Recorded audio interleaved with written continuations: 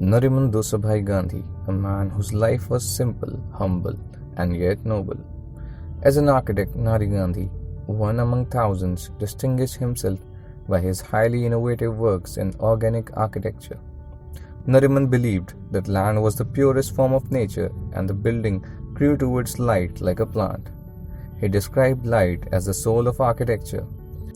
For him, architecture was an emotional expression along with it being an art. His work is a fusion of architecture and ornament, space and form, materials and texture.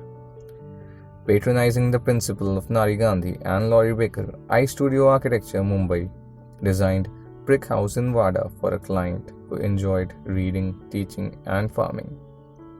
He wanted to move back to his hometown since living in the city for most of his adult life disconnected him from his old roots.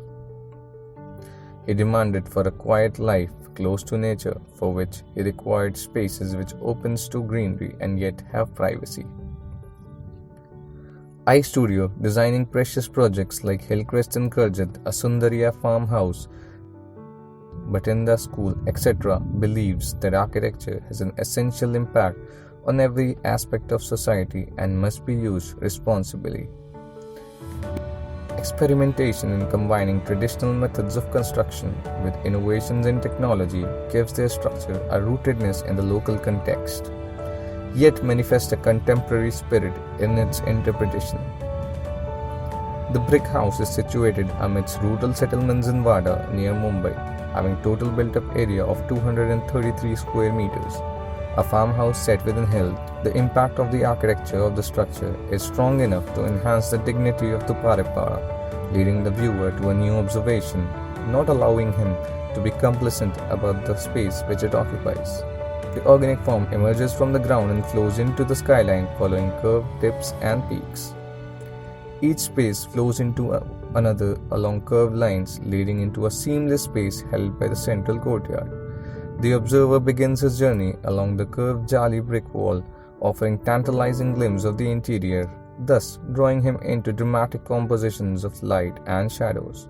The stark contrast of a stone entrance wall against the exposed brickwork lends itself to the realization of texture of both materials. As one enters into the structure, one is greeted by the soft sunlight falling to the central body of water and the coolness within the structure.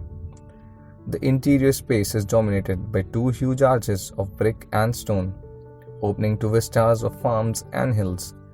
The furniture seems to rise and fall from the walls or floor dramatically, leading one's eyes to play of materials against each other. Zoning of activities responding to the climatic conditions and views was achieved with the use of levels leading to a single yet distinct living room, kitchen and dining.